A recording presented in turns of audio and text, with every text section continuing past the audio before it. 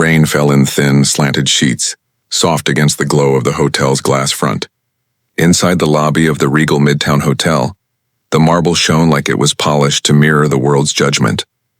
A woman stood at the reception desk. Tall, elegant, her posture still and proud. Her skin glistened slightly from the rain, and her black trench coat clung to her shoulders like armor. "Ma'am, I already told you," the young white receptionist said, her voice rising slightly. "You can't just walk behind the counter." Amara Johnson blinked slowly. Her tone was calm. "I wasn't behind the counter. I was looking for the manager. He's busy, and this area's for staff only." "I am staff," Amara replied quietly. The receptionist snorted. "Right, and I'm Beyoncé." A pause hung heavy between them. The rain pressed its face against the windows like an audience waiting for the next line. "I'm not here to argue," Amara said, pulling a folded letter from her purse. "This should clear things up." But the woman didn't look. Her hand hovered near the phone, ready for backup. "You need to leave before I call security."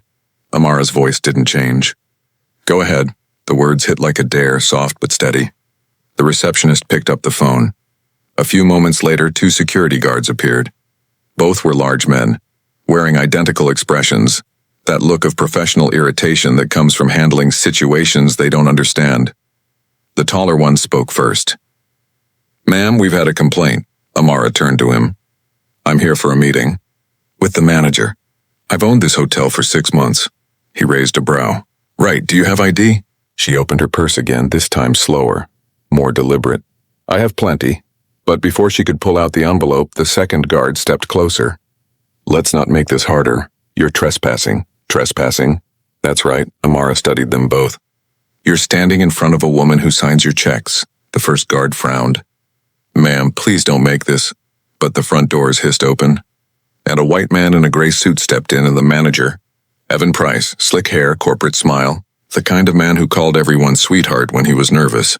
"What's going on here?" he asked, scanning the scene. The receptionist piped up quickly. She was behind the counter, claiming to be staff. "Wouldn't leave." Evan turned to Amara. "Ma'am, this property is private. I'm going to have to ask you to exit immediately." Amara looked at him, her expression unreadable. "Mr. Price, we've spoken over email." He hesitated. "I don't think so." Her eyes narrowed slightly. "I signed your contract renewal last month." A flicker crossed his face, and recognition, disbelief, maybe fear. But it was gone just as fast. "Officer," he said as a police car pulled up outside, "we've got a trespasser refusing to leave." Amara's lips parted. "You called the police?" Evan didn't answer. The officers entered, dripping rain, one hand already near his belt. "Evening," the officer said. "What seems to be the issue?" Evan gestured. "This woman's refusing to leave the property." The officer turned to Amara. "Ma'am, can I see some ID?" She handed over her driver's license without flinching. He looked it over, his eyes darting between the card and her face. "What's your business here tonight?" Amara spoke slowly. "I own this hotel." The receptionist laughed, a sharp, nervous burst. "Oh my God." The officer's brows drew together. "Ma'am, I'm going to ask again. What's your business here?" She looked at him evenly. "I just told you." The silence that followed was unbearable. The sound of rain, the ticking of the lobby clock, the receptionist's breathing. Everything felt louder than it should. Then, the officer sighed. "Okay, that's enough. Turn around, ma'am." "For what?" "For trespassing." Amara blinked once. "You're arresting me for standing in my own lobby?" "Turn around." Her jaw tightened, but her hands rose. The cold metal cuffs clicked around her wrists, a sound sharper than thunder. People in the lobby had started filming. Phones came out like weapons, lenses aimed at humiliation. As the officers led her out, Amara turned her head slightly toward Evan. "You'll regret this." He didn't respond. His face was pale. The door shut behind her. Outside, the rain had turned heavy, washing the neon glow into streaks of blue and white. The police car door opened. She sat down without a word. "Anything you want to say?" the officer asked. Amara's gaze stayed fixed on the hotel's tall sign, Regal Midtown. Her name was nowhere on it. "Not yet." "Yeah," she said finally. "Tell the owner she's being arrested." The officer frowned, not understanding. Inside, Evan stood frozen, watching as the taillights disappeared. The receptionist whispered, "Was she serious?" He swallowed hard. No, she couldn't be. But somewhere in the back of his mind a voice whispered otherwise, and in the rain-soaked silence of Atlanta, that whisper was about to become a storm.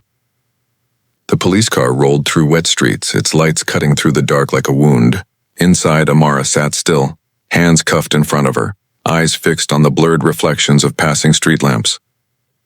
The officer driving hummed under his breath, a song she didn't recognize. The rhythm was casual. The silence between notes was not.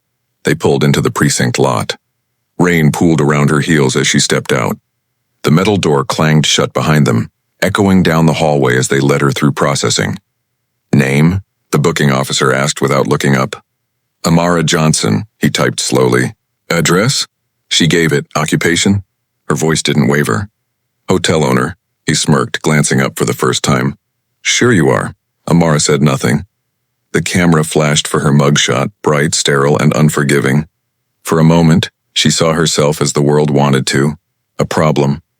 But beneath the fluorescent light, her stare didn't break. They put her in a small cell, the kind that smelled of bleach and loneliness. A woman in the next cell whispered, What you in for? Existing, Amara replied softly. Hours passed like molasses. The rain had stopped outside, leaving only the sound of dripping pipes.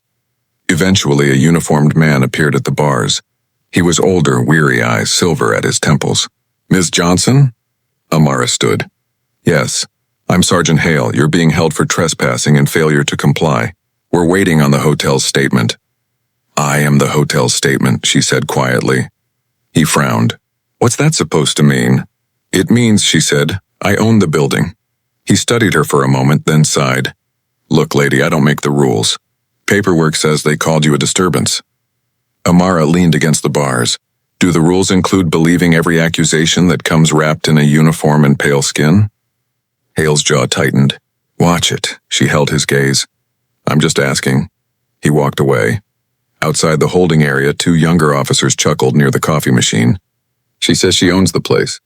Can you believe that? Yeah, the other said. And I'm the mayor. Their laughter faded as Hale reappeared, looking more tired than before. He rubbed the back of his neck. She's serious. What? I ran her ID through the state business registry. She's listed as majority shareholder of Regal Midtown Holdings. The room went silent. You're kidding. I wish I was. He picked up the phone and dialed. Get me the hotel manager, Evan Price. In the hotel lobby, Evan was pacing. His phone buzzed, and when he saw the number, his throat went dry. This is Evan Price. Sergeant Hale, Atlanta PD. We've got a woman here, Amara Johnson, says she owns your property. Evan hesitated. That's ridiculous. She was causing a disturbance. She's registered as the principal owner on state records. Evan froze. The receptionist, standing nearby, whispered, Is it true? Evan didn't answer. He could feel the heat rising up his neck. The line crackled. Mr. Price, Hale said. You want to press charges or not? Evan's voice came out thinner than he expected. I'll call corporate. Do that, Hale said, then hung up. He turned to his officers. Get her out of the cell. Amara was sitting on the narrow bench when the cell door clicked open. Ms. Johnson, Hale said, his tone different now. Quieter, almost respectful. You're free to go, Amara stood. That fast? There's been a misunderstanding. She didn't move. A misunderstanding is spilling coffee on someone's shirt. What happened tonight was not that, he exhaled. You can file a complaint. Oh, she said, stepping past him. I will. As they walked through the corridor, every sound echoed. The squeak of his boots, the metallic clatter of keys, the hum of tired machinery. Each noise felt like the city itself apologizing without knowing how. At the front desk, he handed her back her purse and phone. Your record will show no charges filed. It will show something, she said. Even silence leaves fingerprints. He didn't know what to say. Outside, the night was calm again. The air smelled of wet pavement and broken pride. Amara unlocked her phone. Dozens of missed calls. Texts from her assistant, Jasmine. Jasmine, Ms. Johnson, are you okay? It's all over social media. Jasmine, there's a video. The whole arrest. It's everywhere. Amara's pulse slowed. Everywhere? She whispered. Jasmine replied instantly. Trending under Dr. Hotel owner arrested. The rain had stopped, but the storm had just begun. By morning, the video had gone viral. The footage was grainy but unmistakable. Amara being handcuffed, calm and composed, while voices in the background laughed and muttered. On one side of the internet, outrage burned. On the other, denial roared louder. There must be more to the story. She probably faked it. Always playing the race card. But under every hateful comment were thousands defending her, digging into her history, her company, her investments. Screenshots of legal documents appeared. Business records were shared. Her ownership was proven in real time. By noon, news vans parked outside the Regal Midtown Hotel. Evan Price looked out from his office window, face pale. His phone had been ringing nonstop, corporate, press, lawyers. He knew he was finished. Inside her apartment, Amara sat on the edge of her couch, watching the news. A reporter spoke over footage of the hotel. What began as a routine misunderstanding has sparked national outrage about racial profiling and systemic bias in corporate spaces. Her phone buzzed. Again, unknown number, she answered. Ms. Johnson? A female voice said. This is Lauren Davis from Channel 9. We'd like to interview you about what happened. Amara stared at the rain streaking down her window again. Not yet, she said. The story isn't ready, but the country's already watching. Good, Amara replied softly. Let them watch. Later that night, a message came from an unknown contact. They're already preparing statements. Don't let them rewrite this. Amara read it twice before replying. Who is this? Someone who's seen it before. The name attached to the message made her pause. Angela Green, former general manager, fired 3 years ago after filing a discrimination claim against the same hotel chain. Amara typed slowly. Let's talk. And as the city slept, 2 women began to stitch together the truth, one thread of silence at a time. The next morning broke without warmth. The Atlanta skyline shimmered under pale sunlight. But the city's rhythm felt different, cautious, curious waiting. Amara sat by the window, coffee untouched, laptop open to a flood of emails. Journalists, lawyers, investors, even old college classmates she hadn't heard from in years. Everyone wanted something. Her statement, her tears, her soundbite. She wasn't giving them any. Not yet. Her doorbell rang. Through the peephole, she saw a woman in a brown coat holding a folder close to her chest. Mid-40s, hair in tight curls, eyes sharp. Amara opened the door. Angela Green? The woman nodded. You said we should talk. Amara stepped aside. Come in. Angela's eyes scanned the apartment. Clean, minimal, modern. Nice place. Thank you, Amara said. You were the manager before Evan Price? Angela nodded, setting the folder on the table. Until I filed a discrimination complaint. They called it insubordination. Fired me within a week. Amara leaned forward. You weren't corporate? Twice, HR buried it both times.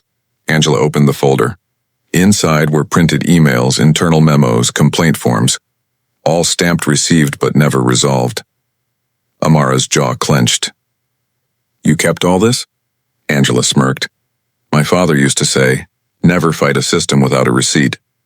They went through the papers together. Each one told the same story. Denied promotions, racially biased reviews, coded language in performance reports. And then a familiar name, Evan Price, cited in 3 separate complaints. He's been doing this for years, Angela said. They just moved him around.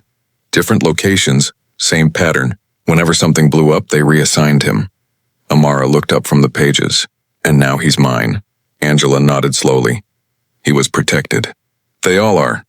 Outside, traffic hummed faintly through the glass. Inside, the silence between the 2 women carried more power than any headline. What do you want to do? Angela asked finally. Amara looked toward her phone, still buzzing with media alerts. Not talk, not yet. Let them speculate, then what? Amara's voice was low, steady. We find proof that the chain knew. The racism isn't one man, it's policy. Angela's eyes glinted. You're going after the company. Amara nodded once. I'm going after the truth. That afternoon, Amara met with her attorney, a quiet black woman named Faith Ellis. Her office was small but precise, the kind of space that smelled like books and defiance. Faith folded her hands. I've been following the story. You've got leverage, Amara, but we need strategy. I don't want a payout, Amara said. I want accountability, Faith's brow lifted. That's harder to get. I know. Faith glanced at the stack of documents Angela had given her. If these are real, and I think they are, this could expose more than one person. But you'll be attacked. They'll say you forged it. They'll question your ownership, your education, everything. I built that hotel with my own money, Amara said. I'm not afraid of their noise. Faith leaned back. Then we move quietly. No interviews. No statements. Let them underestimate you, Amara smiled faintly. They already have.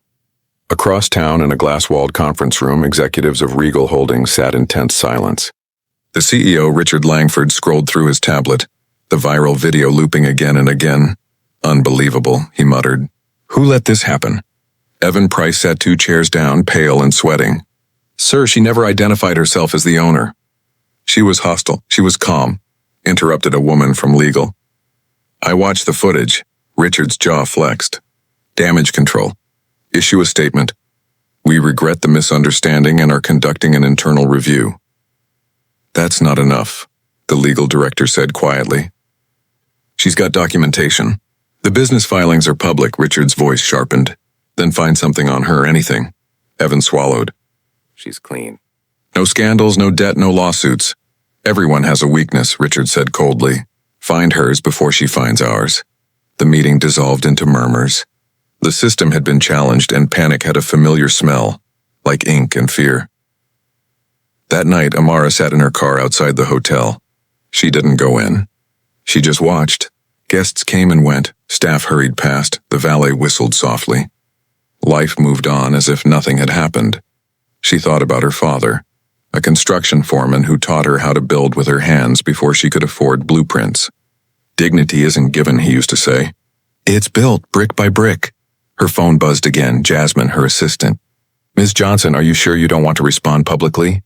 They're spinning narratives. What kind? They're saying you showed up unannounced. That you were aggressive, Amara exhaled. Predictable. I can call a press conference. No. Amara's eyes stayed on the hotel entrance.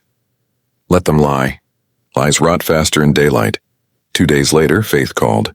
We found something. What? Corporate sent an internal memo the morning after your arrest. Containment protocol for public incident involving minority subject. It's dated 6 hours after they booked you. Amara's blood chilled. So they had a playbook. Exactly. It's not the first time. Amara's silence said everything. She could almost hear her father's voice again. They'll fight with whispers. You fight with truth. She looked out her window. Across the street, a journalist stood near the hotel entrance, camera ready. For the first time, Amara didn't look away. Faith's voice came through the line. What's your move? Amara spoke slowly. We start digging deeper. And when the time's right... She stopped, watching Evan Price step outside, phone to his ear, scanning the street nervously. We make them speak under oath. Faith paused. Court? Amara nodded. I'll see them in 1. That night, Angela sent another text. You sure you want to push this far? Amara replied, I didn't start this. I'm just finishing it. For the first time in days, she smiled. Not out of victory, but out of purpose because the story had stopped being about her arrest. Now, it was about every door that ever told someone they didn't belong. The morning after the arrest, the world woke up to a video that would burn itself into the collective conscience of the nation. A woman in a dark coat stood outside a luxury hotel, hands cuffed, eyes calm. The officer's voice cracked through the audio. You don't belong here. And her voice, and soft but clear, replied, Funny, I built this place. It had been uploaded by a teenage valet who had seen the whole thing unfold. His caption read, She owns it. They didn't believe her. By noon, it had reached 1 million views. Reporters swarmed the city. Camping outside the Royal Crest Hotel, the building, once a symbol of prestige, now carried a heavy air of shame. Guests checked out quietly, their suitcases echoing down the marble halls. Employees whispered in corners, afraid to speak too loud, afraid to be seen agreeing with her. Naomi watched it all from her townhouse's dimly lit living room. Her phone buzzed constantly. Messages from people she didn't know, offers from journalists. Apologies from old colleagues who'd once dismissed her ideas. Her lawyer, David, sat opposite her, scrolling through his tablet. The footage is solid, he said. It shows everything, no resistance, no threats. They'll have to drop the charges. Naomi stared at the screen, the image of herself in handcuffs frozen mid-frame. Dropping charges isn't enough, she said quietly. They didn't just arrest me. They erased me. David sighed. You want to take it public, she nodded. No, David, it already is public. I want to make it personal. He leaned forward, lowering his voice. That comes with risk. The city's police union, the hotel board, and they'll come for you. They already did, she said. I'm just done whispering. By the next morning, the media had split the story in two. One half called her the victim of systemic bias. The other half called her a provocateur. Pundits on television debated whether she looked like an owner. Hashtags trended. Where she built it. Royal arrest. Believe black women. Naomi stayed silent. She refused interviews, ignored requests. She wanted her first words to matter. Instead, she revisited her memories. The beginning when she bought the property 5 years ago. She had stood right where the officers had handcuffed her. The place was a ruin back then. Its windows boarded, its lobby covered in dust. A bank had refused her loan 3 times until she brought in a silent partner. A white investor who barely understood hospitality, but had the right face for the deal. She had designed every detail. The chandeliers modeled after her grandmother's earrings, the deep velvet chairs inspired by Southern comfort, the murals depicting black excellence through decades, and yet, when she walked through that same lobby in a simple coat, nobody saw an owner. They saw what they wanted to. The following week, a statement came from the hotel's board. We regret the misunderstanding. The matter is being investigated internally. Internally, Naomi repeated when she saw the press release. That means quietly. That means they'll bury it, David nodded, unless you make them talk. That evening, Naomi showed up at a local community center, where a group of young activists had gathered. They were buzzing with energy, posters, chants, live streams already planned. When she entered, the room fell silent. You really came, one of them whispered. She smiled faintly. I built this hotel for everyone who was told they didn't belong somewhere. And then I got arrested for walking into it. I don't need to prove my worth. I need to prove that silence feeds this. A girl in the front row raised her hand. What do you want us to do? Naomi paused, looking around at their eager faces. Tell the truth. Don't scream it. Whisper it everywhere. Until the walls start to shake. The whispers began to spread. Employees leaked internal emails. The racist jokes, the coded language used to keep certain guests under closer watch. Former staff spoke out about unequal promotions and quiet firings. The hotel's board scrambled to contain the damage. Meanwhile, Naomi prepared for her legal battle. She wasn't suing just for wrongful arrest. She was suing for defamation, for discrimination, for every silent nod that had enabled it. The day before the hearing, David met her outside the courthouse. You ready for this? Naomi adjusted her jacket. I was ready the moment they said I didn't belong. They walked through a maze of reporters. Cameras flashed like lightning. One journalist shouted, Naomi, do you forgive them? She stopped, looked directly at the lens and said, Forgiveness doesn't come before truth. Inside the courtroom, the officers sat stiffly beside their attorneys. The hotel's representatives avoided eye contact. As the session began, the video played on a large screen. The room was silent except for the hum of the projector. There she was, calm, handcuffed, her dignity intact. When the clip ended, the judge looked up. Is that your voice, Ms. Grant? Yes, Your Honor. And when you said, I built this place, what did you mean by that? Naomi met the judge's eyes. Exactly what I said. The attorney for the defense cleared his throat. Ms. Grant, could it be possible that the officers were simply unaware of your ownership? Yes, she said. But ignorance doesn't excuse humiliation. The attorney opened his mouth, then closed it again. Outside, a crowd had gathered, silent, holding candles. On the steps, a woman held a sign that read, We see you, Naomi. As she exited the courthouse that night, the air was thick with anticipation. David leaned over. They'll try to settle. Big number NDA, the works. Naomi shook her head. If I settle, they'll just rebuild the silence. Then what do you want? He asked softly. She looked out at the faces watching her, the flicker of candlelight in their eyes. I want them to remember what it looks like when the truth walks through the front door. And as the crowd began to chant her name, not shouting, not screaming, but a steady, unified hum, Naomi Grant felt something shift.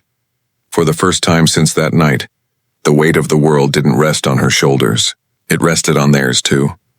The courthouse steps were quiet the next morning. Reporters had been replaced by curiosity seekers and cautious hotel employees who wanted to see how far this story would go.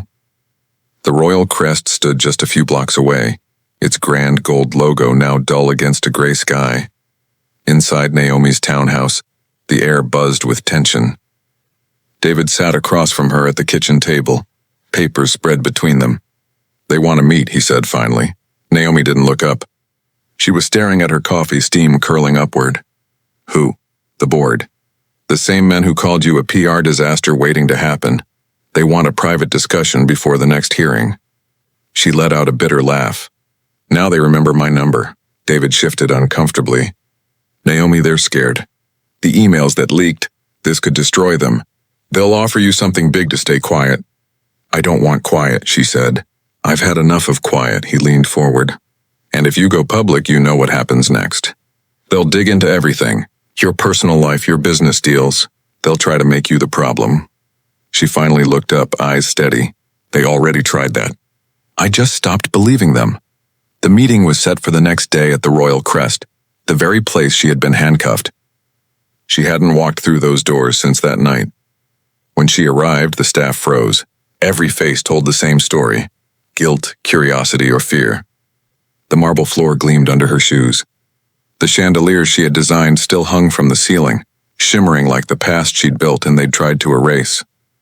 The boardroom was cold. 5 men sat at the long table, expensive watches flashing under the soft light. At the head sat Mr. Lowell, the chairman, the same man who once told her she should hire a more suitable face to represent her hotel brand. "Ms. Grant," he said with a tight smile. "Thank you for agreeing to meet." "I didn't agree," she replied, pulling out a chair. "David did." "I'm here to listen." Lowell cleared his throat. "We'd like to apologize." "Don't," she interrupted softly. "Not yet. I want to hear what you're really offering." A younger man at the table leaned forward. "We understand your frustration, Ms. Grant. This entire situation has spiraled. The video, the headlines they've damaged the hotel's reputation." Naomi's lips curved slightly. "Reputation? That's what you call it," Lowell continued. "We're prepared to make amends. A full settlement, 7 figures, confidentiality agreement included." David shifted beside her, ready to interject, but Naomi raised her hand. "I see," she said quietly. "You think this is about money, isn't it?" the young man asked before realizing how wrong it sounded. The room went still. Naomi leaned forward. "When I bought this hotel, you all laughed behind closed doors. You called me ambitious but not capable. You used my designs, my ideas, and took credit.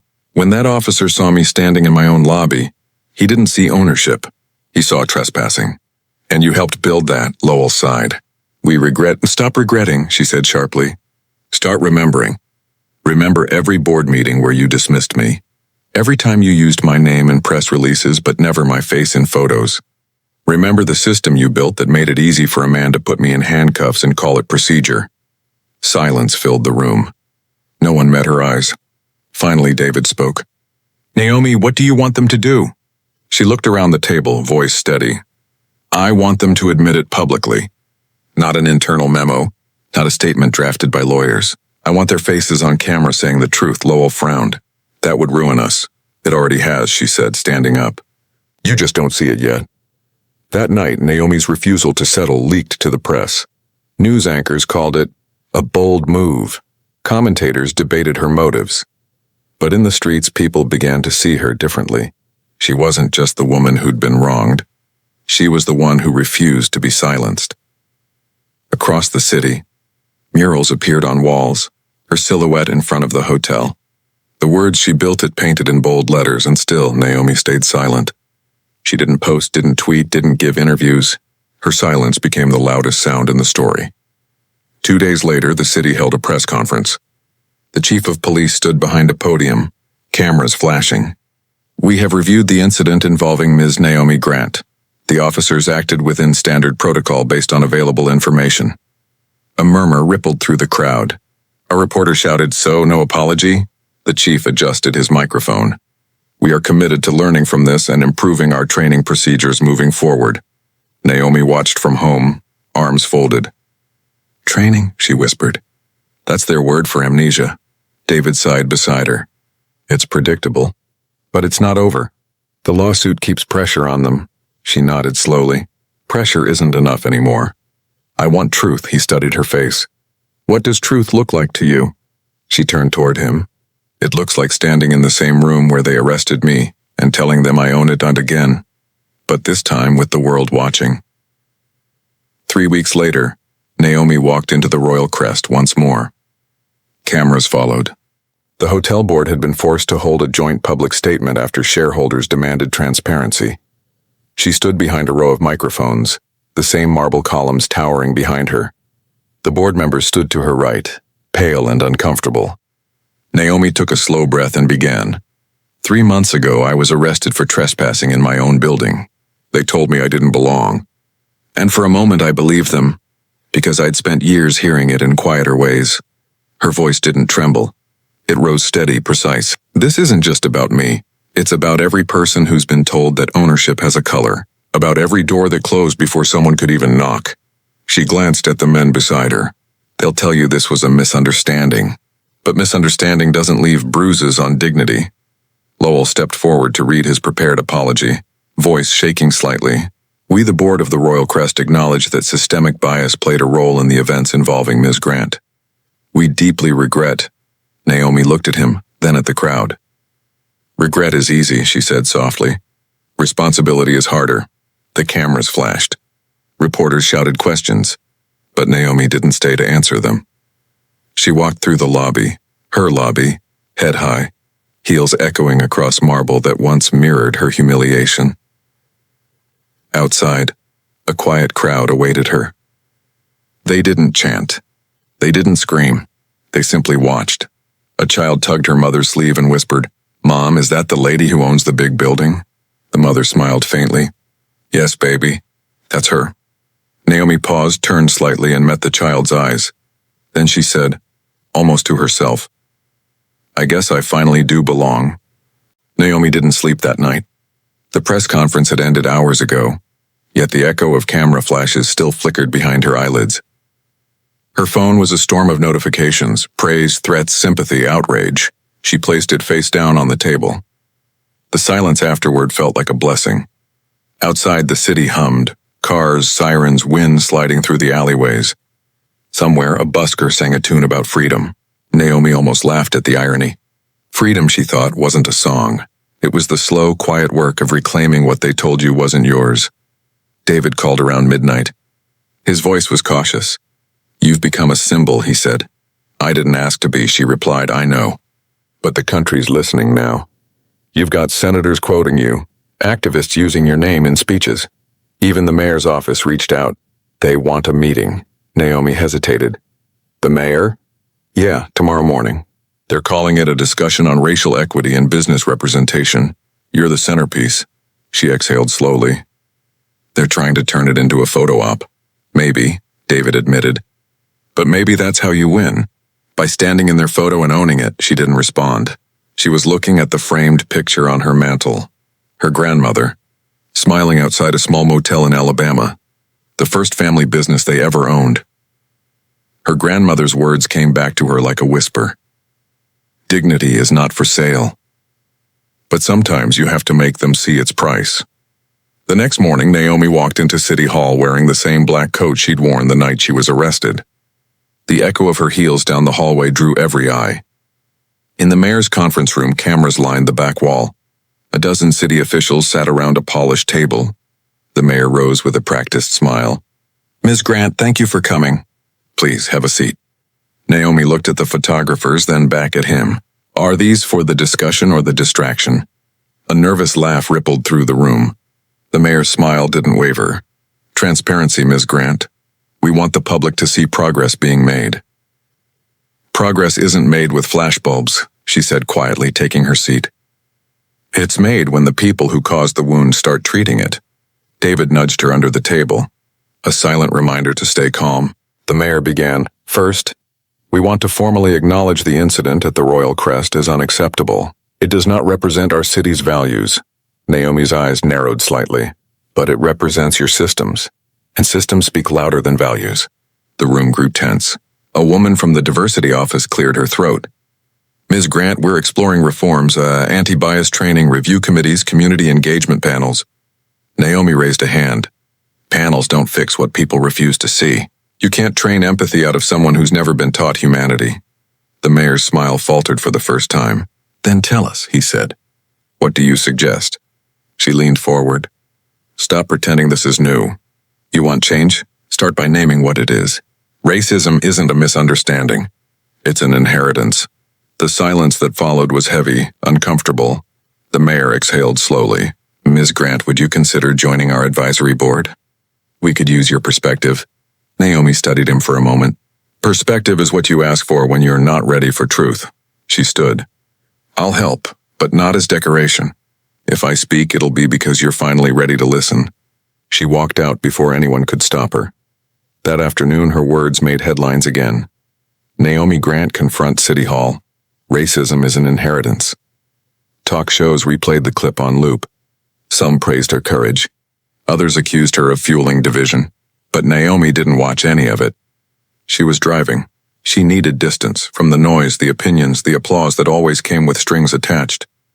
She drove until the city disappeared behind her, and the highway opened up like a quiet promise. After 2 hours, she stopped at a small roadside diner. The waitress, an older black woman, recognized her immediately.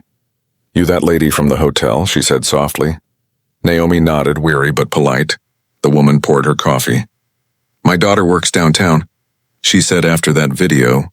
Her boss started treating her like she actually mattered. Maybe it's small, but thank you. Naomi smiled faintly. Small things move mountains. Just slower, the woman grinned. Honey, slow still gets there.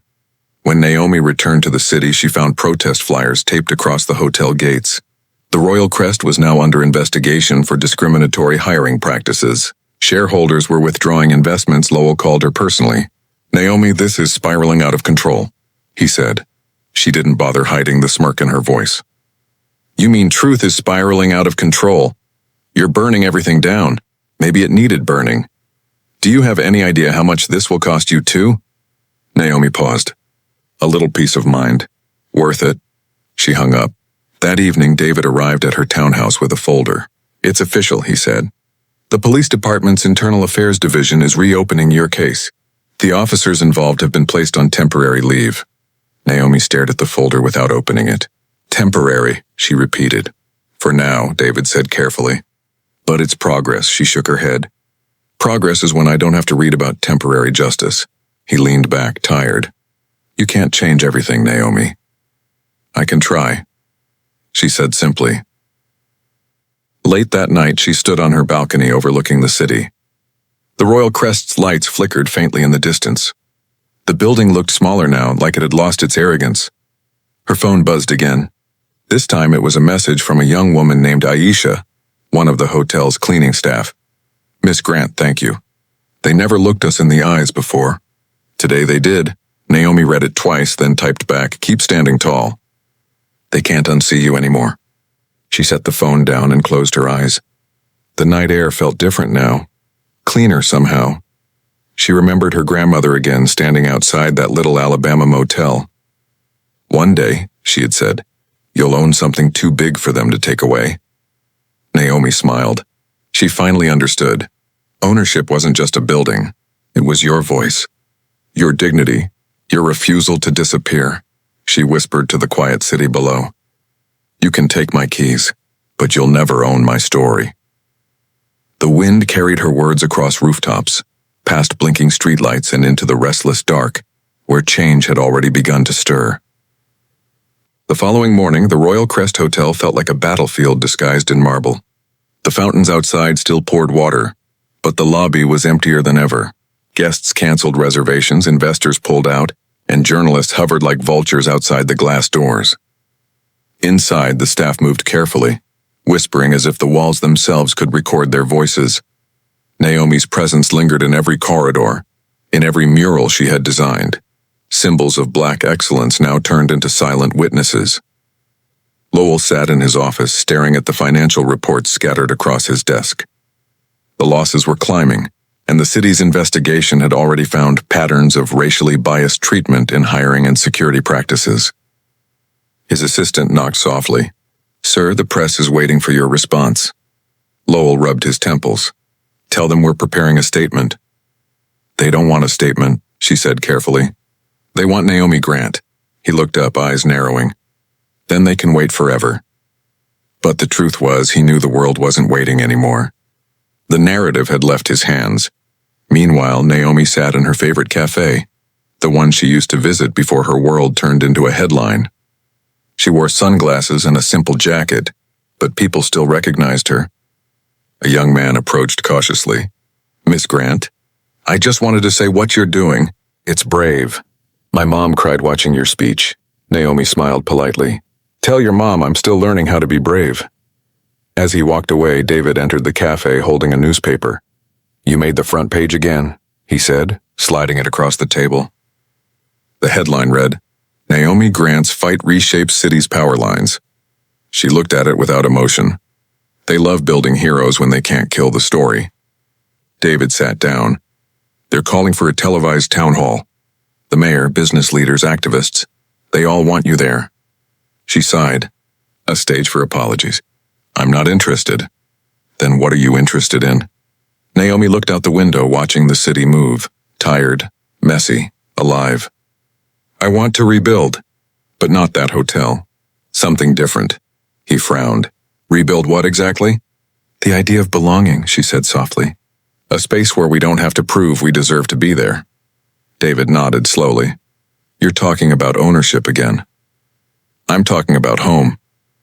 That evening, Naomi visited the old lot where her grandmother's motel once stood. The sign was gone, the building replaced by a convenience store, but the smell of the earth, warm and faintly sweet, hadn't changed. She closed her eyes and remembered being 12 years old, helping her grandmother change bedsheets, sweeping porches, serving travelers who could only stay in black-owned motels during segregation. Her grandmother used to say, "They can lock you out of their doors, baby, but they can't lock you out of your dreams." Naomi whispered to the wind, "You were right, Grandma." They still try, though. Her phone rang. It was a number she didn't recognize. "Ms. Grant?" a voice said. "This is Officer Carter. I was the one who handcuffed you." Her body went still. He continued, voice trembling slightly. "They're investigating me now. I wanted to say I'm sorry. I didn't know who you were." Naomi's silence stretched. Then she said, "You shouldn't have to know who I am to know how to treat me." He swallowed audibly. "You're right. Are you sorry because you regret it or because people are watching now?" He hesitated. "Both, maybe." Naomi closed her eyes. "Then keep watching. Watch how the world changes without your permission." She ended the call. The next day, the Royal Crest's grand lobby became a protest site. Hundreds gathered. Workers, guests, students, activists. Some carried signs that read, "Justice has no checkout time."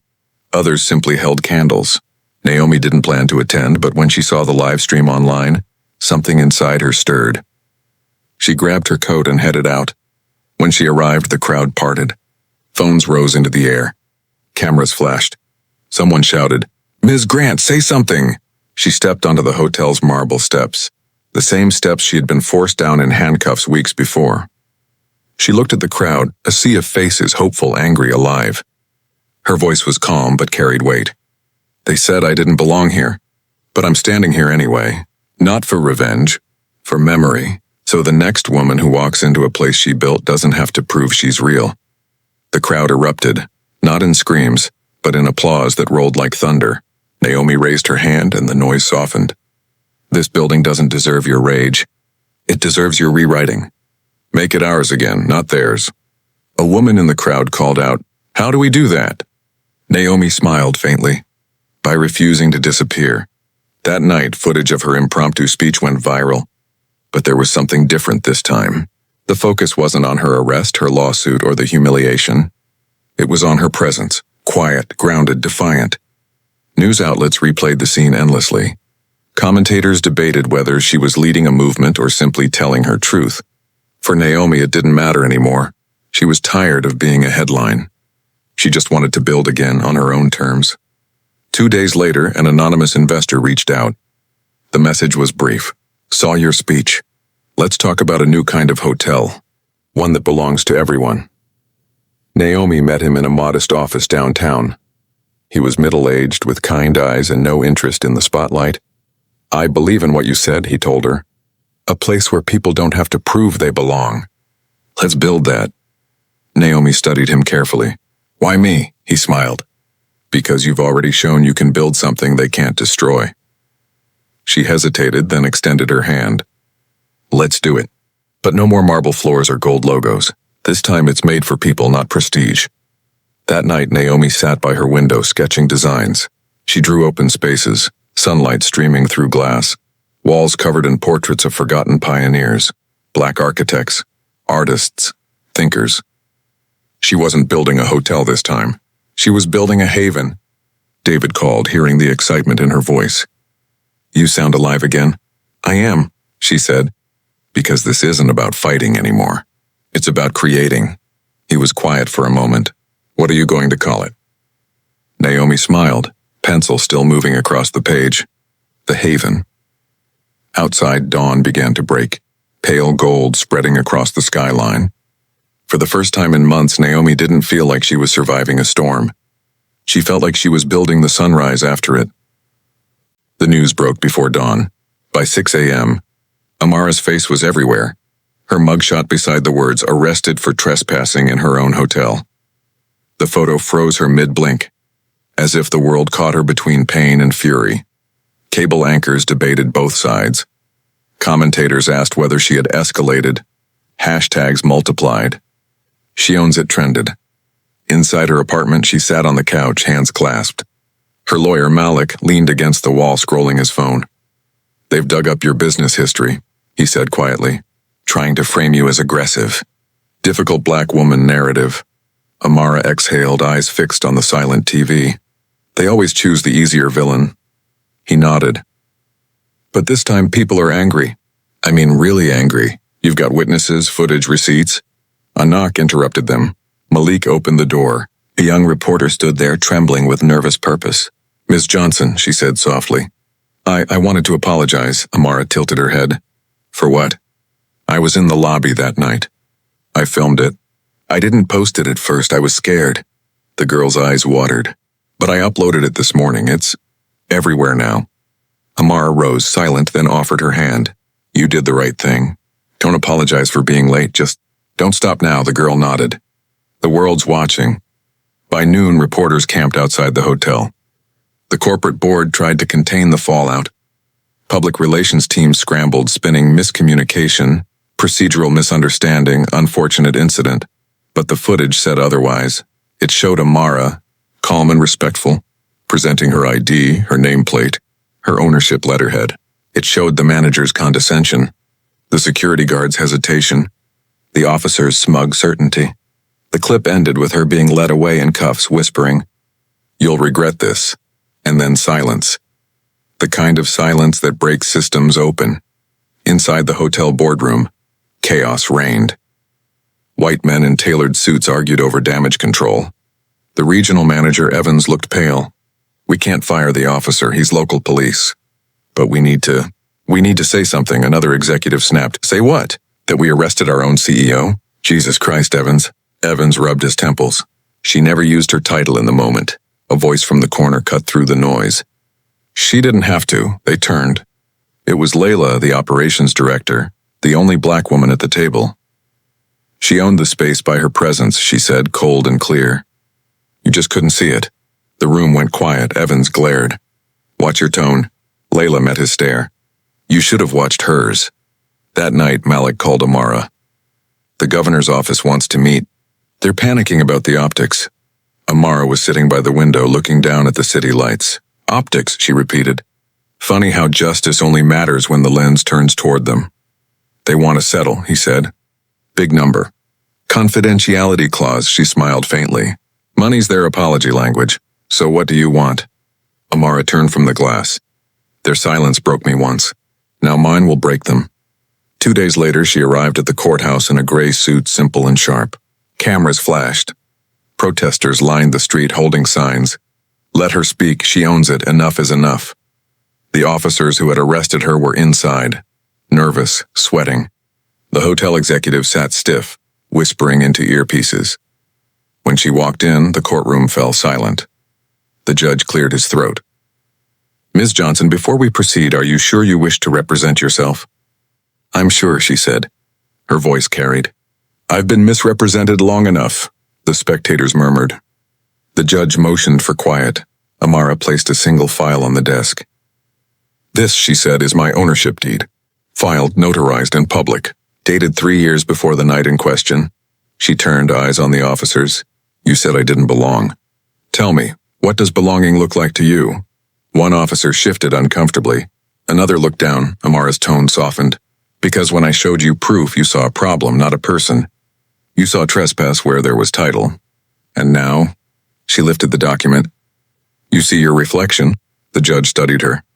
Ms. Johnson, are you seeking damages? No, she said quietly. Just acknowledgement. Outside, the media swarmed her again. Microphones thrust forward, questions shouted. Are you angry, Ms. Johnson? Do you forgive them? Will you keep the hotel? Amara stopped on the courthouse steps. Anger is what they expect. Forgiveness is what they fear. I'm giving them neither, the crowd murmured. Cameras clicked, she added softly. I'm giving them the truth. They can do what they want with it. Back at the hotel, the staff watched the coverage on muted screens. The new desk clerk whispered, She really owns it. Like, actually owns it? Layla nodded. Every inch, the clerk frowned. Then why'd they treat her like that? Layla sighed. Because they couldn't see her name without seeing their threat. That evening, Amara returned to the hotel. No reporters, no lights, just her and the faint hum of the lobby air. The new manager, a middle-aged woman, stepped forward nervously. Ms. Johnson, welcome back. Amara looked around. The marble floors gleamed, the chandeliers glowed. Everything seemed smaller now somehow. She smiled faintly. Home looks different when you're finally allowed to enter it. The woman hesitated. If there's anything we can do? Yes, Amara said, cutting gently. Start by treating every guest like they own the place. The woman nodded. As Amara walked toward the elevator, her reflection caught in the glass. Steady, unshaken. For the first time, she didn't see defiance in her eyes. She saw ownership, not just of property, but of her story. And somewhere deep in that silence, the world began to listen. The morning after her quiet return, Amara woke to a storm of headlines. Hotel owner speaks out in court. You saw trespass where there was title. Mayor issues apology. Police under review. Public demands consequences. The video of her courtroom statement had been viewed 40 million times. In coffee shops, classrooms, and barbershops, people replayed her words, dissected her tone, and memorized her restraint. But behind the viral noise, something deeper stirred. Inside City Hall, officials met in secrecy. They weren't worried about the video. They were terrified of the silence that followed it. The kind of silence that made people think, question, remember, damage control, said the deputy mayor, tapping a pen. We offer her a medal, maybe a diversity award, that'll calm things down. The chief of police scowled. Or inflame it. She doesn't want our awards. She wants us accountable. The mayor, tired and pale, sighed. She wants dignity, and we never learned how to give that. Amara's phone buzzed nonstop. Journalists begged for interviews. Activists called her a symbol. Corporations offered sponsorships. She ignored them all. In her quiet apartment, Malik stood by the window again. You know they'll try to bury this under a month of other scandals, he said. People forget fast. I'm counting on that, Amara replied. He turned. Counting on it? She nodded slowly. The louder they shout now, the quieter they'll sound when they fall. Malik frowned. So what's next? Amara looked down at a folder on her table. Names, dates, and internal memos she'd kept for years. I built that hotel from nothing, she said. And I know every corner they tried to keep dark. Time to turn on the lights. 2 days later, she called a press conference. The city braced itself. Cameras filled the room. Rows of reporters leaned forward, hungry for another viral soundbite. But Amara didn't wear anger, she wore calm, the kind that frightened people more than shouting ever could. She stood at the podium flanked by Malik and Layla. "Good afternoon," she began. "When I was arrested in my own hotel, I was told I didn't belong. But the truth is, I've been hearing that for years. In meetings, in contracts, in every silent room where people decided my limits without ever knowing my name." She paused. The microphone seemed to lean closer. "I didn't come here for revenge," she continued. "I came for exposure." Gasps rippled as she held up a document, a memo stamped with the hotel corporation's logo. "This," she said, "is proof of systematic discrimination in their hiring and investment practices. I was one of only 2 black investors approved in a 5-year span. Every other applicant was rejected for unsuitable branding." Reporters murmured. Cameras flashed.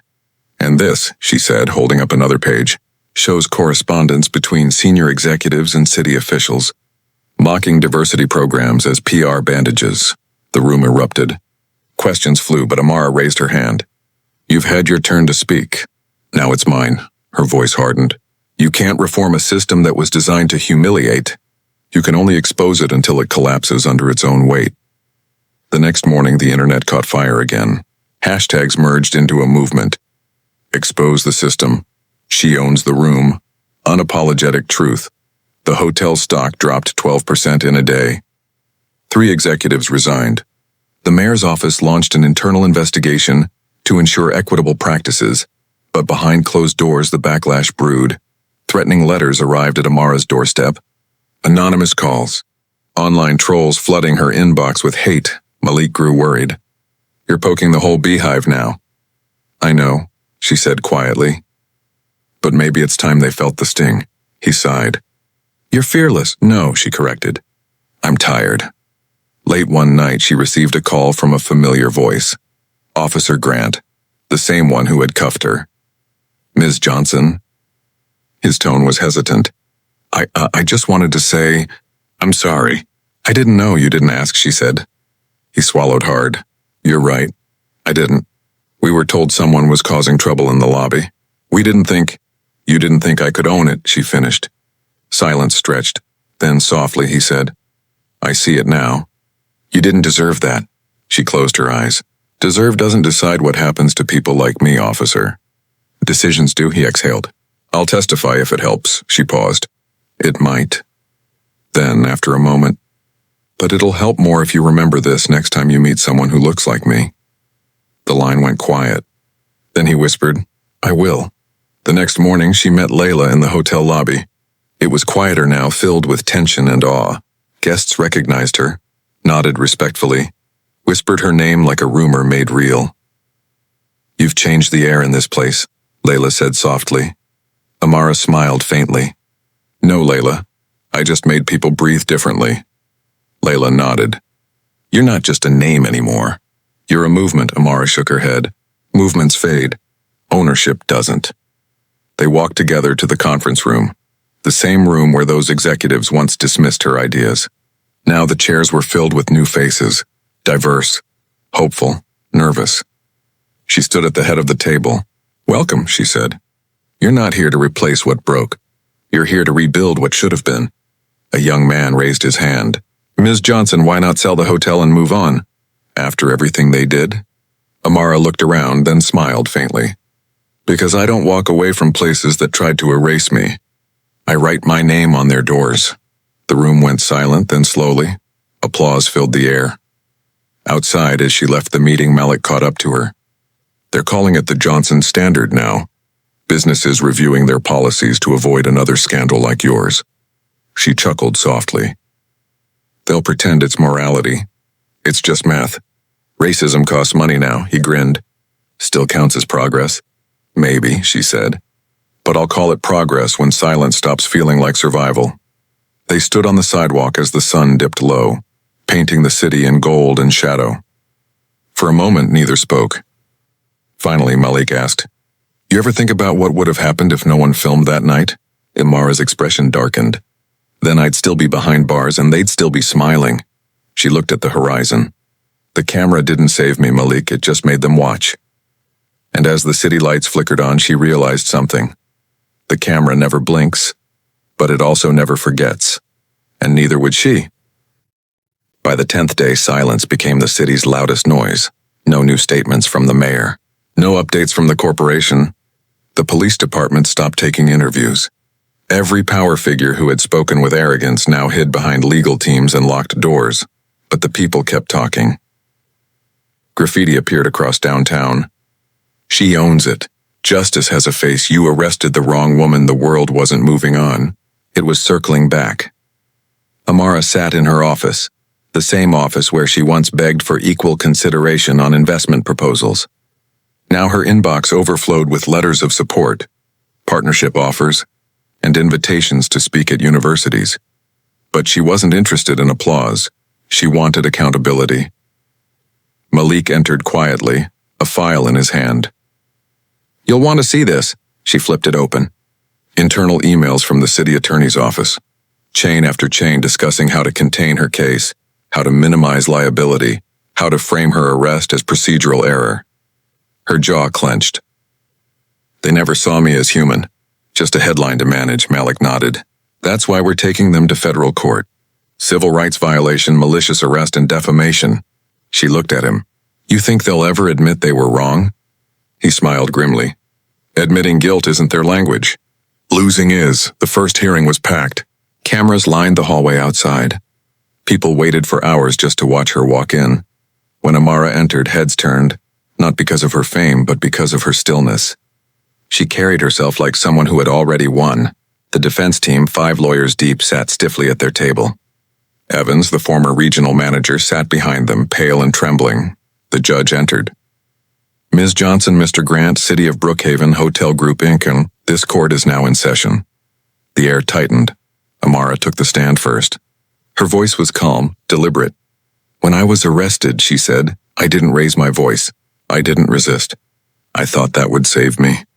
I thought if I showed restraint, they'd see reason. But reason isn't something you can show to people who've already decided what you are." The courtroom was silent except for the scratching of pens. "I stood in a hotel I built," she continued, "and I was treated like an intruder. I've spent my life trying to earn respect that should have been automatic. That night I realized respect isn't something you earn. It's something they choose to give or withhold. And they chose to withhold it." Across the room, Evans shifted uncomfortably. The prosecutor asked, "Ms. Johnson, what do you hope to achieve through this case?" Amara met his gaze. "Not revenge. Recognition. Not for me, but for every person who's been told they didn't belong when they were standing in something they built." When the defense finally spoke, their tone was rehearsed, cautious. "This was an unfortunate misunderstanding," one lawyer said smoothly. "Our client, Mr. Evans, believed he was enforcing hotel policy, not acting out of prejudice." Malik stood. "Policy? What policy justifies handcuffing a woman holding proof of ownership?" The lawyer flinched. There was confusion. "Confusion doesn't call the police," Malik shot back. "Fear does. Bias does," the courtroom murmured. Evans rose suddenly. "I didn't mean for it to go that far." The judge glared. "Mr. Evans, you'll have your turn." Evans sat down quickly, face red. Amara's eyes met his. For a moment there was no rage, just a quiet kind of pity. During recess, the hallway outside the courtroom buzzed. Reporters whispered. Activists filmed live reactions. One older woman approached Amara. "My son went through the same thing," she said softly. "They dragged him out of his own apartment building because they didn't believe he lived there. Thank you for not staying quiet." Amara took her hand. "He deserves to be seen too." The woman nodded, eyes wet. "We all do."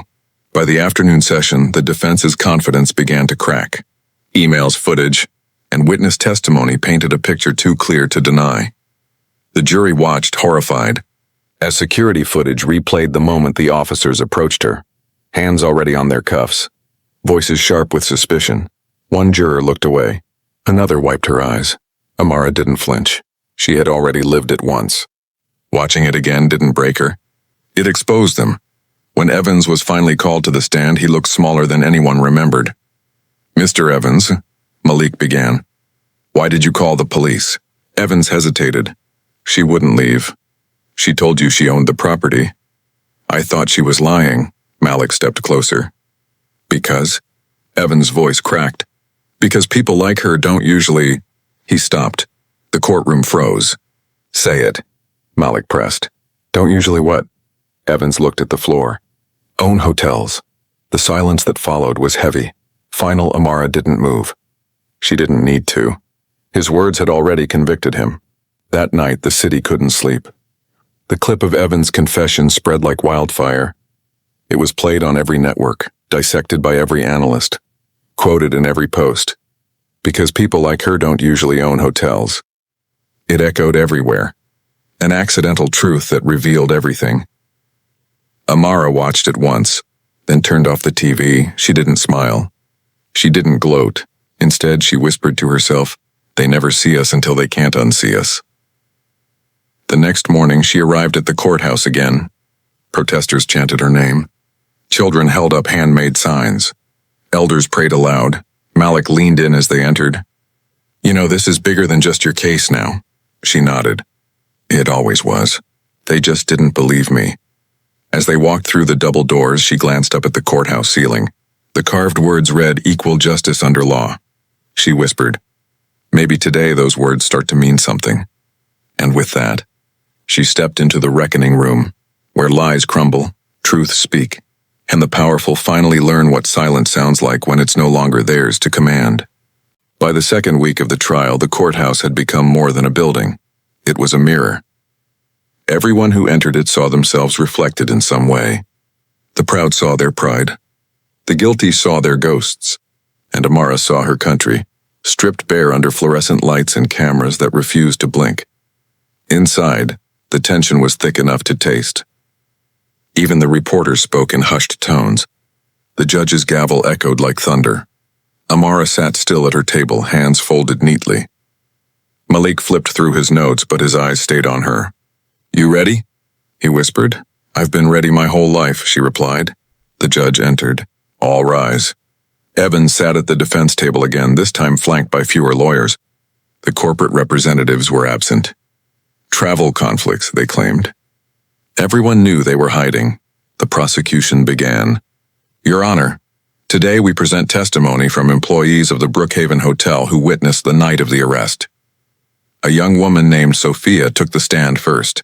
Her uniform was too big, her voice too small.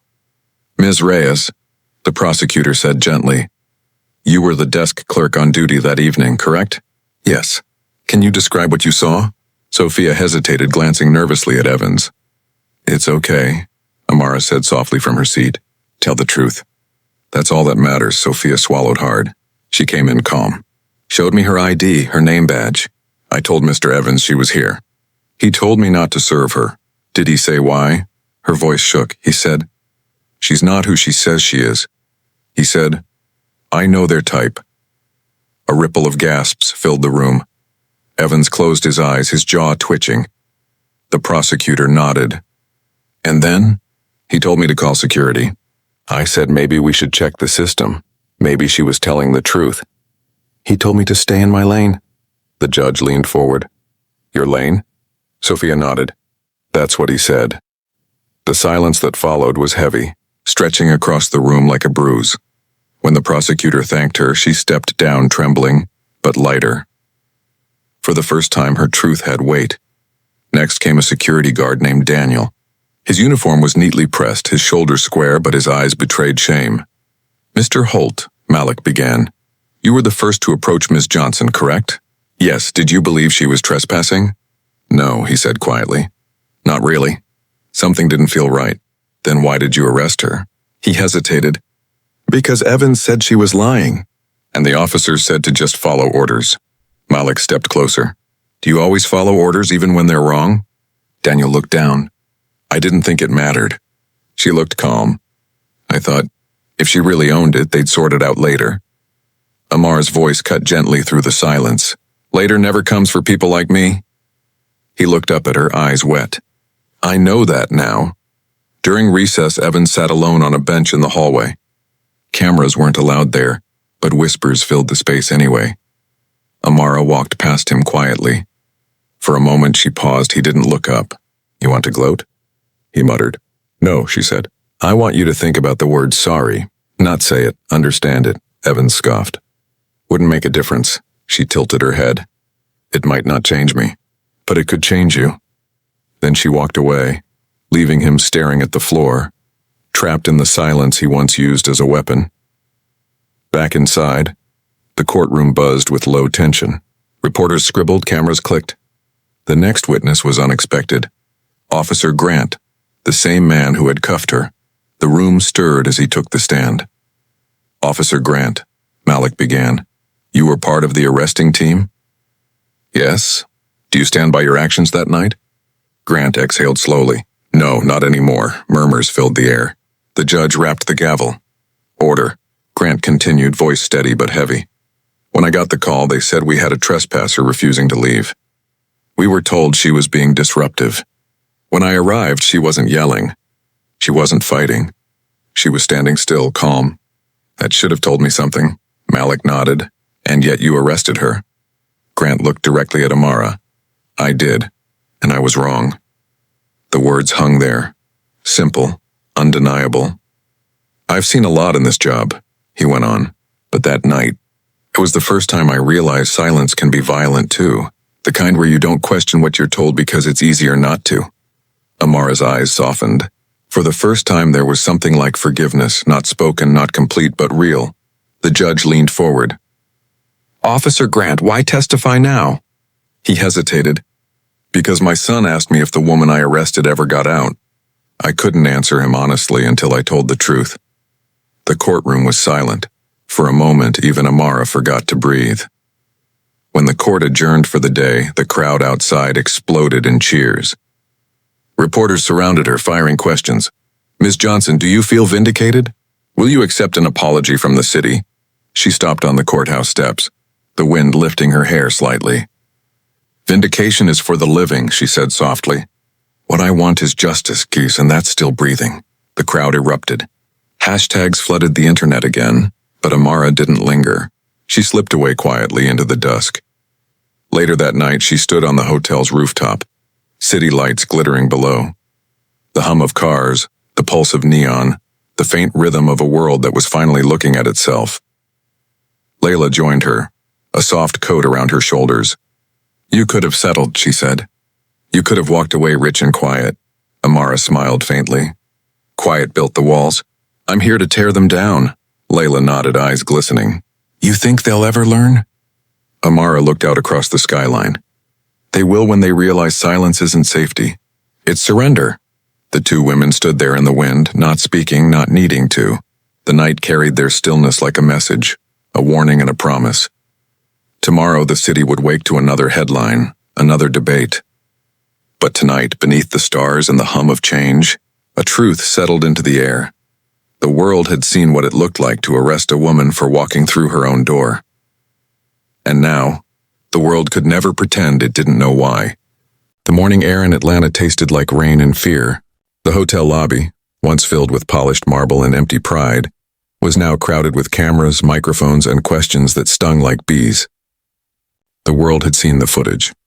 The arrest, the handcuffs, the humiliation. Now everyone wanted to hear from the woman who'd been treated like a criminal on her own property. Amara stood behind the podium wearing the same poise she had that night. Quiet, straight-backed, eyes steady. She didn't dress for pity. She dressed like someone who'd been through fire and learned how to walk out of it without ashes sticking. A black suit. No jewelry. Only the ring her mother had given her when she first dreamed of building something that lasted longer than prejudice. The crowd buzzed.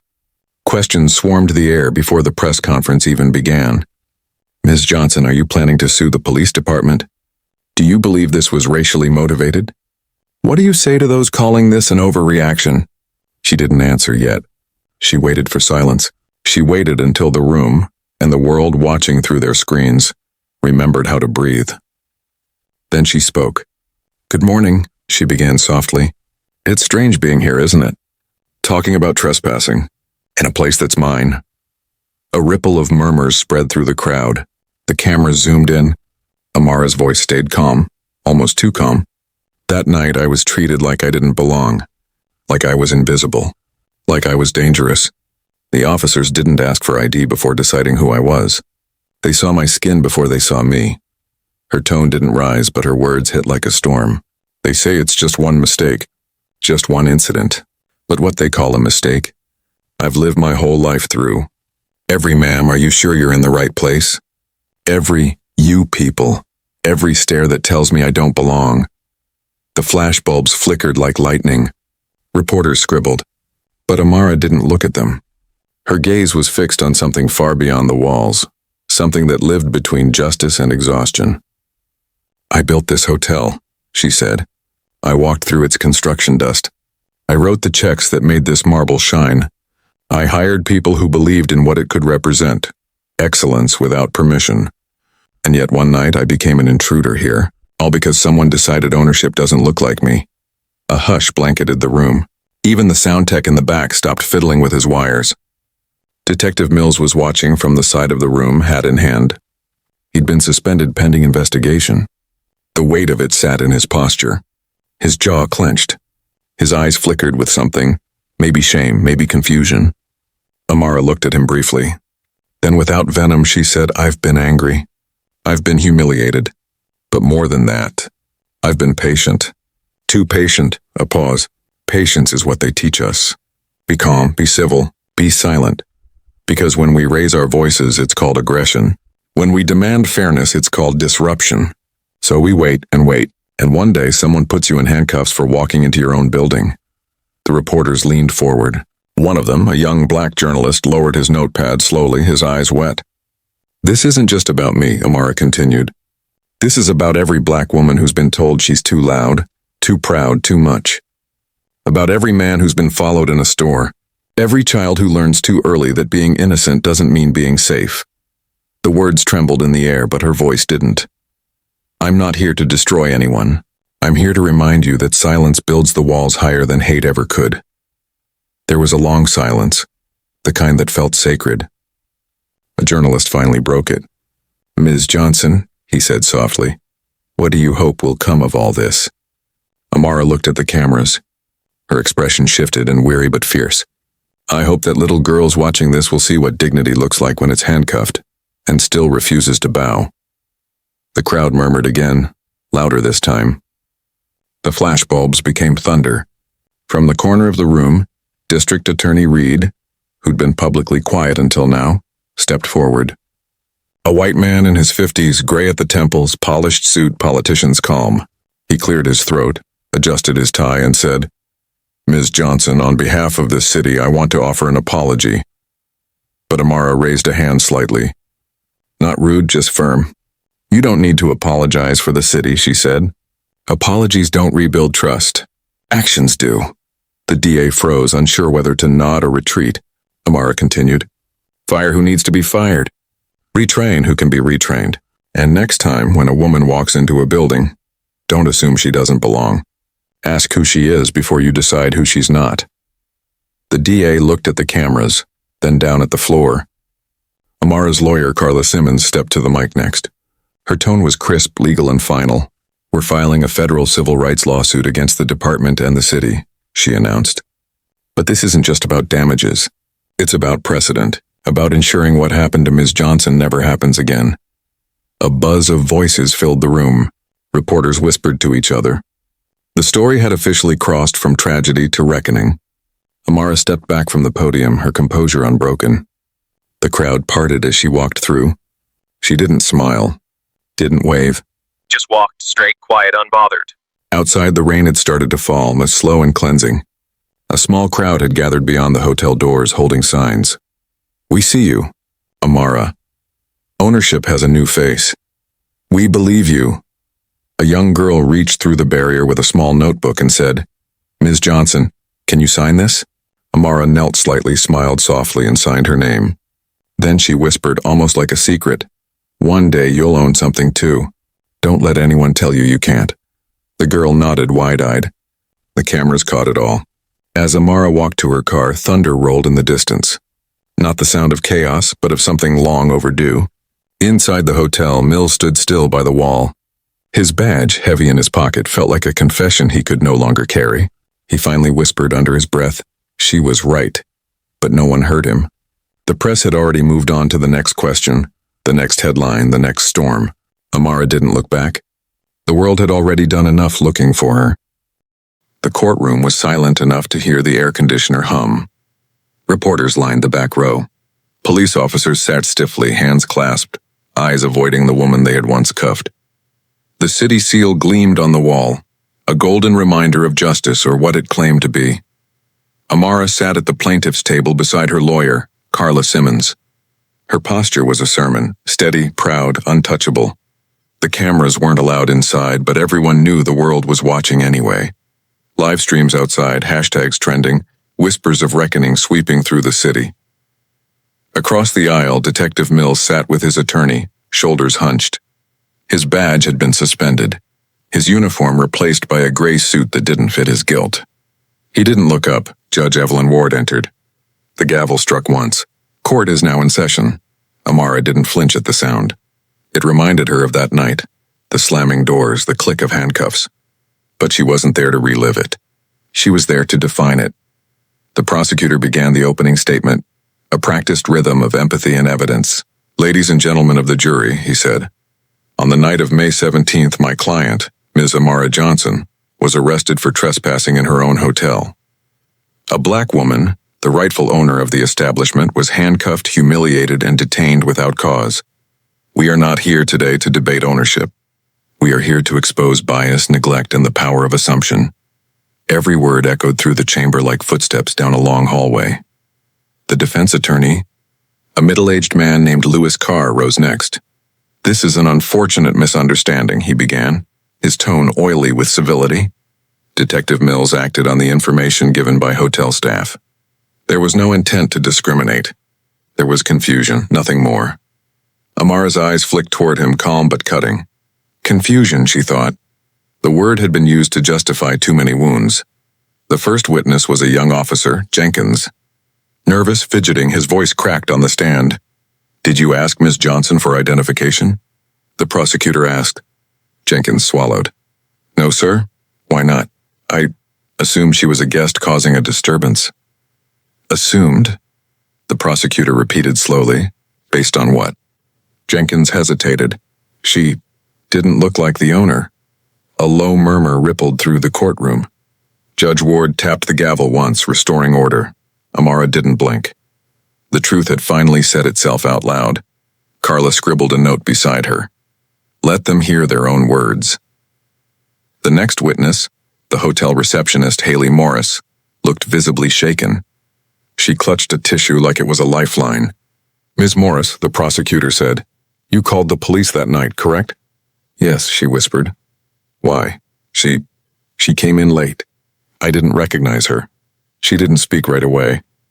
"So you called the police before she said anything?" I just got scared." "Scared of what?" Haley's voice trembled. "I don't know. I thought she was angry. I didn't know she was the owner." The prosecutor leaned in slightly. "Did she threaten you?" "No." "Raise her voice?" "No." "So what exactly made you afraid, Ms. Morris?" Silence. Only her breath and the soft tap of the judge's pen. Finally, she whispered, "She was black." And she looked confident. A gasp rippled through the room. The defense shifted uncomfortably. Carla's pen froze mid-note. Amara closed her eyes. There it was, the truth without disguise. Judge Ward's voice was low but steady. "Continue." The prosecutor nodded. "Thank you, Ms. Morris. No further questions." When the defense took over, the room shifted into unease. "Ms. Morris," Lewis Carr said, "you didn't mean to discriminate, did you?" "No," she said quickly. "You were frightened. That's all?" She nodded, tears threatening. He smiled faintly, turning to the jury. "Fear is not racism, ladies and gentlemen. It's human nature." Amara leaned toward Carla and whispered, "Fear is how racism hides." Carla's eyes flashed. "Let's make them see that." Finally, it was Amara's turn to take the stand. The bailiff swore her in. She raised her right hand, her wedding ring catching the light, a small glint of steel in a room full of doubt. The prosecutor approached gently. "Miss Johnson, can you tell us what happened that night?" She took a breath, not trembling, not rehearsed, and deliberate. "I walked into my hotel. The lobby lights were on. I stopped for a moment because something felt wrong. I saw a new receptionist I hadn't met before. She looked at me like I didn't belong. I said hello. She didn't answer. Then I saw her reach for the phone. Her eyes lifted toward the jury. By the time I realized she was calling the police, it was already too late. Her voice didn't waver. She spoke like someone remembering a scar, not a wound. They came in fast, loud. No one asked me who I was. They grabbed my arm. They told me I was under arrest for trespassing. I told them to check the records. I told them to look at the wall. My picture's right there. They didn't listen. Her voice dropped. They saw my skin. Not my name, murmurs again. The jury leaned forward. Even Mills lifted his head slightly, his face pale. The prosecutor stepped back. No further questions. Defense attorney Carr rose slowly. Ms. Johnson, he began smoothly, you must understand that the officers were responding to a call about a disturbance. They were following protocol. Protocol, Amara said softly. Is that what they call handcuffing first and verifying later? Carr hesitated. Mistakes happen, do they? She asked. Because it seems like they happen to the same kind of people every time. The courtroom went still. Carr cleared his throat, shuffled papers that didn't need shuffling. No further questions, he muttered. As she stepped down from the stand, the judge looked at her, not with pity but with respect. Court adjourned for the day. People filed out in silence. Reporters outside waited to pounce. Inside, Mills sat alone, hands clasped. He looked smaller now, not just in body but in certainty. Amara walked past him, paused briefly, and said quietly, You never asked who I was. You just decided. He swallowed hard. I know. She looked at him one last time. Now the world knows too. Then she walked out, each step echoing like a gavel. Outside, the crowd erupted into applause and chants, Justice for Amara. We belong here. The city was no longer quiet. The silence that had protected prejudice for years had finally cracked. But Amara knew. This was only the beginning. The verdict hadn't come yet. The system still had a choice to make, and this time everyone was watching. Rain washed over Atlanta again that morning, soft and cold. The courthouse stood against the gray sky like an old confession. Reporters clustered under umbrellas, microphones ready, voices trembling with anticipation. Inside, the crowd packed every seat, every hallway. Some came for justice.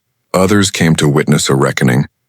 Amara sat still at the plaintiff's table, hands folded in her lap. Her expression was unreadable. Not anger, not triumph, just the quiet fatigue of someone who'd carried too much truth for too long. Carla sat beside her, adjusting her files one last time, but she knew the papers didn't matter anymore. The story had already been told. Across the aisle, Detective Mills was a ghost of himself. He hadn't spoken publicly in weeks. His eyes were sunken, his suit wrinkled. He'd lost the arrogance that once framed his every move. The only thing he carried now was silence. The kind that comes after the world has finally seen who you really are. Judge Evelyn Ward entered. The gavel struck once, sharp as thunder. This court is now in session. Every camera lens outside turned toward the courthouse door. The city held its breath. The jury filed in one by one. Faces pale, nervous, careful. They'd been deliberating for 9 hours. 9 hours of reliving that night, that footage, that humiliation that had set the world on fire. Judge Ward nodded. Madam Foreperson, has the jury reached a verdict? A middle-aged black woman stood. Her hands trembled slightly as she held the paper. Yes, Your Honor, we have. The courtroom tensed. Carla reached for Amara's hand under the table. On the charge of unlawful arrest in violation of civil rights, the foreperson read, her voice steadying with each word. We find the defendants liable. The room erupted. Gasps, sobs, applause muffled by the bailiff's stern warning for silence. Reporters dashed for the doors, racing to broadcast history. Carla squeezed Amara's hand, whispering, We did it. But Amara didn't move. She sat still, breathing slowly, letting the words sink in. Liable, not guilty, not innocent, responsible. The truth was finally assigned a name. Judge Ward's voice cut through the noise. The court orders compensatory damages to be paid to Ms. Johnson, and further mandates anti-bias retraining and disciplinary review for all involved officers. A flash of movement. Mills slumped slightly, eyes closing. Relief, regret? No one could tell. When the room calmed, Judge Ward looked at Amara. Ms. Johnson, would you like to make a statement before we adjourn? Carla leaned in. You don't have to. Amara stood. I know. She faced the room, every face turned toward her. The silence that followed was the kind that carried history in its lungs. This wasn't about money, she began. This was about being seen, about proving that dignity doesn't need permission. Her voice was steady, but her eyes shimmered. I was told I didn't belong in a place I built. I was handcuffed in front of my employees. I was called a trespasser in my own dream. And for months I asked myself why I kept going. Why I didn't just disappear like so many before me. She paused, the silence almost holy. Then I realized, if I stop, they win. If I lower my voice, they forget. If I accept their version of who I am, I disappear. Her gaze moved to the officers. Some looked down, others blinked away shame. I don't hate you, she said softly. I just want you to see what it costs to carry bias like armor. It makes you blind. It turns your fear into handcuffs. A murmur rippled through the courtroom. I hope this isn't just a verdict, she continued. I hope it's a beginning. Because justice isn't loud. It's patient, and it remembers. Judge Ward nodded once, eyes glistening. This court stands adjourned. The gavel came down. One final echo of justice. Outside, the courthouse steps were flooded with people. Cameras flashed. Microphones reached out like desperate hands. Reporters shouted questions. Ms. Johnson, how do you feel right now? What's next for you? Do you forgive them? Amara didn't rush to answer. She stood at the top of the steps, rain soaking her shoulders, the crowd below like a restless ocean. She finally said, "Forgiveness isn't forgetting. It's remembering, Juan, without letting it break you." The crowd went quiet. Then applause. Not the wild kind. The slow, collective rhythm of people who'd just witnessed truth stand tall. Carla smiled beside her. That's going to be on every news channel tonight. Amara exhaled, watching the rain turn into mist around the courthouse lights. Let them talk. For once, they're saying something that matters. Behind her, Mills approached, slowly, hesitant. No cameras noticed at first. When they did, lenses turned. He stopped a few feet away. Ms. Johnson, he said quietly, voice cracking. I came to say, I'm sorry, she turned, meeting his eyes. For a long moment, there was no sound. Just the rain between them. You took something from me that night, she said calmly. But I won't let you take my peace, he nodded, swallowing hard. I deserve that. She looked past him toward the reporters waiting to twist his apology into headlines. You don't deserve anything yet, she said softly. But you can earn it, by being better than your silence. He dropped his gaze. I'll try, Amara nodded once. That's a start. As Mills walked away, the rain grew heavier. A reporter shouted, Amara, one last question. What message do you have for the people watching tonight? She looked straight into the cameras, voice calm but firm. Don't wait for the system to see you. Make them look, the crowd roared again. Chants rose, we see you. Justice for Amara? Her lawyer tugged her sleeve gently. Let's get you out of the rain. But Amara stayed. She looked up at the courthouse, its cold stone walls gleaming with water, and whispered, maybe to herself, maybe to history. It's not over. It's just the first door that finally opened. Behind her, lightning flickered across the skyline. Not violent, just bright enough to light the truth she'd fought for. And for the first time in months, she smiled. Not wide, not proud, just free. As the first light of dawn filtered through the temple's broken roof, Asha stirred from her uneasy sleep. The cold stone beneath her had imprinted its chill into her bones. She opened her eyes slowly, gazing upward at the fractured ceiling where vines had begun reclaiming the sacred space. The faint sound of dripping water echoed through the corridor, a reminder that the temple, though ancient and forgotten, was still alive in its own mysterious way. She sat up and rubbed her eyes, feeling the stiffness in her body. The night had been long, filled with dreams that felt more like memories than imagination. She saw the old kings of Shur, the very ones who had built this temple, standing around a massive fire, chanting in a language she could almost understand. One of them turned to her and whispered, the balance must be restored. She woke at that exact moment, breathless, her heart pounding in her chest. Now, with the light of day creeping in, Asha realized something had changed. The stone idol at the center of the temple, an enormous statue of a god with 6 arms, seemed to be glowing faintly. Not with light, but with warmth. She rose to her feet cautiously and approached it. The statue's eyes, once dull and lifeless, now shimmered faintly, as though something deep inside had awakened. Asha placed her palm against its chest, feeling a soft hum. She closed her eyes, focusing. The warmth spread up her arm, filling her with energy, ancient, heavy, and strangely familiar. Then a deep voice spoke. Not aloud, but directly inside her mind. You have walked the path of those before you. The trial begins now. Asha gasped and stumbled backward. The temple around her began to shift. The walls rippled like water, and the carvings on the stone began to move, forming symbols she did not recognize. The ground cracked beneath her feet, revealing a dark pit below. She tried to step back, but the floor gave way entirely, and she fell. She plummeted through darkness for what felt like minutes before landing softly on something that glowed faintly beneath her. She looked around. It wasn't the temple anymore. This place was vast and endless, a hall made entirely of mirrors.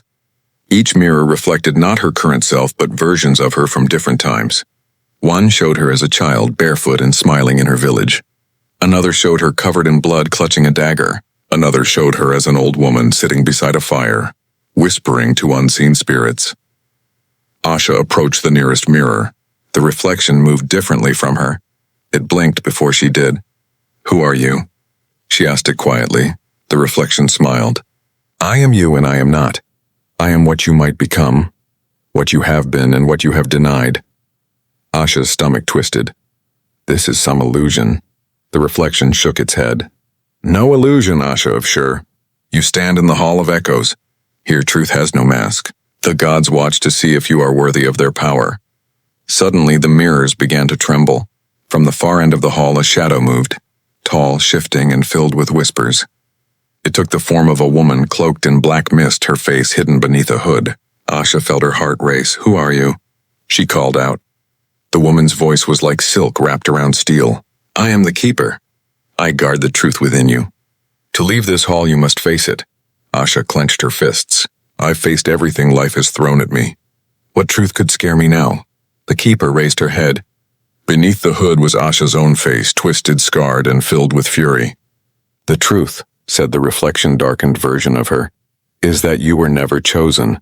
You took what was not yours. You stole the relic of Sure, and now you call it destiny.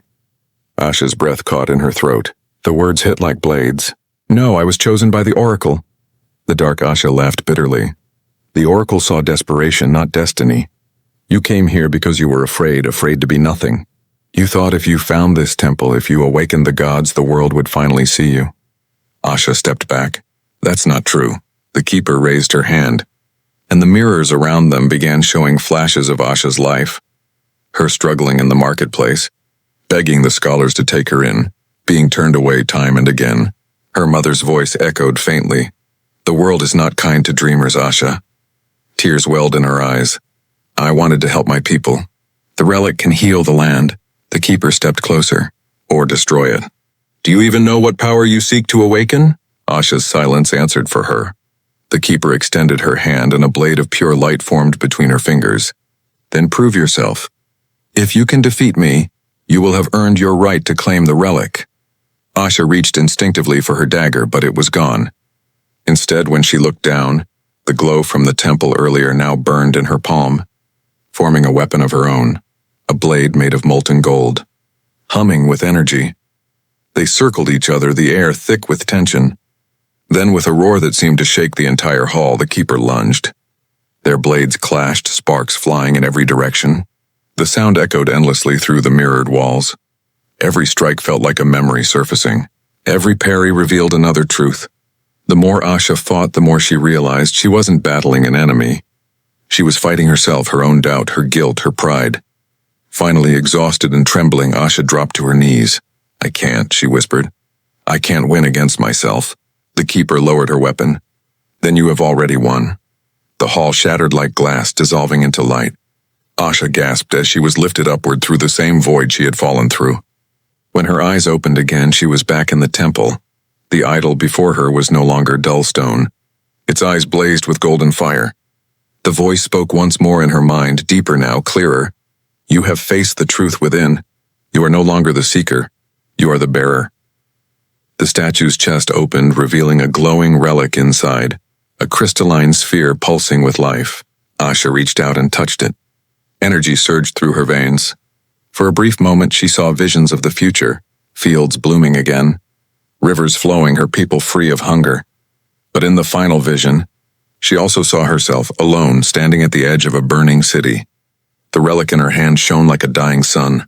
Asha stumbled back, breathing heavily. "What does this mean?" she cried. The god's voice echoed softly, almost mournfully. "Every gift has its cost. To restore the world, something must be given in return." The light dimmed and silence fell. Asha stood there, trembling, clutching the relic to her chest.